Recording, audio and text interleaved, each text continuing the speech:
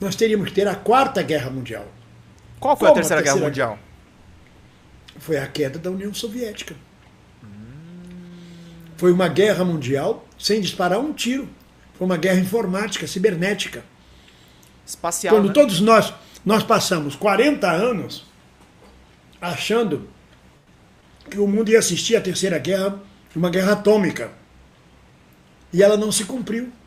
A briga entre Rússia e Estados Unidos, que a gente pensava que ia ser um holocausto nuclear, o Império Russo desabou, o Império Soviético desabou através da informática, da cibernética. Houve uma mudança dos polos do mundo, um realinhamento da economia mundial, uma reorganização da geopolítica, uma redivisão das forças de poder no mundo. A Terceira Guerra já aconteceu. Agora seria a Quarta Guerra Mundial e não cabe. Ela pode acontecer de forma que a gente menos espera também, com a falência total, por exemplo, do imperialismo norte-americano. Mas seja lá como for, o que está previsto para a continuidade nesse século são guerras localizadas, guerras regionais. Nós não teremos uma guerra em escala mundial. Teremos a guerra na Palestina, Israel contra o Irã, na Ucrânia, Sim. em certos lugares da África, mas uma guerra mundial não faz sentido, não é por aí. Não é por aí. Mas só dizer não é por aí não explica. Não. É que eu botei uma bala na boca, porque estava a boca muito seca, e estou falando junto com essa bala na boca.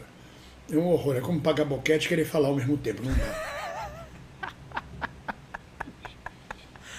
Mas bem-vindo, eu vou colocar uma referência aqui, eu tava vendo hoje, tava falando sobre isso hoje. Tem um livro chamado Blackwater, que foi escrito por um jornalista americano. Foi um dos fundadores do Intercept, mas não é o Glenn Greenwald, que agora debandou para a extrema-direita. É um jornalista que inclusive está cobrindo o genocídio na Palestina, chamado Jeremy Scahill. E ele defende nesse livro o seguinte: as guerras do Oriente Médio e a própria resposta ao 11 de setembro foi uma política de privatização do setor militar americano, para você jogar todo o poder militar para mercenários. Então eu acho que os conflitos eles não vão ser mais entre nações, é conflito por interesse econômico. Eu preciso no lugar vender arma, eu preciso no lugar fazer exploração de petróleo, e eu terceirizo isso para empresas privadas. Então a questão do perigo, até o perigo atômico, é uma forma de neoliberalismo. Porque você faz uma ameaça nuclear e você sobe o preço da especulação em cima daquele conflito armado. Então é o que você está falando mesmo. Eu acho que não vai ser uma grande guerra. Mesmo porque das potências todas, a menos interessada em ter um conflito mundial é a China, né? Que a China ganha dinheiro de todos os lados. A China não tem uma política de domínio. Não. Ela não tenta exportar E a domina revolução também dela. ao mesmo tempo. E domina. Ela ganha pela economia. Ela é profundamente marxista. Aprendeu a lição de Marx. Ela não entra em confronto. Ela não disputa. Ela não diz, esse território é meu. Ela ameaça Taiwan, Sim. que sempre foi considerado parte da China. Mas fica nisso. Mas ela não exporta a revolução e não confronta diretamente. Confronta economicamente. Então, na verdade... Agora, esse confronto agora com o Irã, eu não sei, a gente leu a Arte da Guerra do Sun Tzu. Israel, no momento, está brigando, está abrindo frente de guerra com o Líbano, com a Síria, com a Palestina, agora com o Irã. Como é que eles vão se sustentar? Quando você abre uma guerra, uma fronte de guerra, você lida com um inimigo só. Quando você abre uma segunda frente de guerra, você já muda seu esforço econômico, militar. Israel tem 700 aeronaves de defesa e ataque. O Irã tem 550. Os jatos de Israel são muito mais modernos, são F-15 e F-16. Os jatos do Irã são F-5, MiG soviéticos ainda.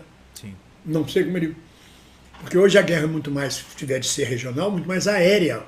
Sim. É míssil, é drone, é avião de caça, bombardeio. Até porque Israel não faz fronteira com o Irã. Sim. Tem que atravessar outros países para chegar lá e não tem condição. Sem contar que o Irã tem uma cordilheira gigantesca que protege a fronteira dele, a fronteira onde Israel poderia invadir por terra, teria que vencer essa cordilheira. Então o Irã tem uma defesa terrestre muito forte. Agora, como é que é Israel abrindo uma segunda frente, ou uma terceira, ou quarta frente de guerra? Vai sustentar a economia de Israel? O pessoal está dizendo que a Rede Globo está fazendo a campanha pró-Israel. Não pode ser de outra forma, gente. Sempre fez. Mas quem sustenta a grande mídia no mundo, quem sustenta a empresa de televisão, a Globo, é o capital sionista. São os banqueiros judeus de Nova York, do Brasil, de todos os lugares. Eles vão ficar contra? Vão fazer uma campanha pró-árabe e perder o dinheiro? É a grana que fala sempre, gente. É sempre a grana. Por isso que, inclusive, a gente pede as contribuições, né? Bem-vindo de Pix, de Superchats, porque literalmente nessa guerra, especificamente do sionismo, se a gente não tiver fonte de financiamento, a gente não consegue falar a verdade pra vocês. Vai ficar só a narrativa mentirosa e ninguém... E salve-se quem puder. Vai lá, Dimitri, desculpa. Esse conflito todo, ele me causa, sei lá, eu fico muito incomodado com tudo. Não dá pra entender porque Israel invadiu o Irã. Também não dá pra gente fazer uma defesa do Irã pura e simplesmente porque Israel invadiu o Irã. O Irã também produz armas nucleares. Deu muito trabalho para tentar conter o programa nuclear do Irã, ainda na gestão do Obama. Tudo isso colocou o mundo por um fio, colocou as relações internacionais por um fio. Mas tem um elemento nessa história toda que eu queria comentar. Que diabo que um grupo de prefeitos e vice-prefeitos... eu também. O que esses prefeitos estão fazendo em Israel? Que merda é essa? Então, bicho, é o que a gente tá falando agora, porque o sionismo, é a face idiota do sionismo. Alguém teve uma ideia de jirico de irem pra lá. Deixa eu mostrar isso. Na verdade, vou mostrar isso. Na verdade, não é possível. Isso é uma estratégia do Estado israelita de fazer a disputa de narrativa, entre aspas. Né? Sim. Você financia prefeitos políticos, vários deputados da Assembleia Legislativa de São Paulo foram para Israel. Sim. Muitos, inclusive, bancados pelo Estado de Israel. E foram para quê? Para poder fazer uma certa, entre aspas, lavagem cerebral pró-Israel. O prefeito de Macaé deu entrevista hoje dizendo, não, a gente veio aqui conhecer os esquemas de segurança, de não sei o quê, de câmara, de... Porra nenhuma, foram fazer turismo, isso é conversa, isso é desculpa esfarrapada. Um bando de Odorico Paraguaçu visitando Israel. No meio da guerra, bicho, vocês não têm noção, não está acontecendo uma guerra?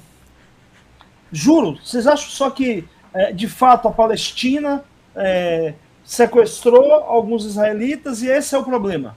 Eu não estou percebendo que o mundo está em ebulição. Ao invés de fazer que nem o Thiago Ávila que foi levar comida para as pessoas que estavam famintas, não, vai esse espalhaço lá ficar no bunker, né? Eles vão lá para poder voltar e fazer o discurso pró-Israel,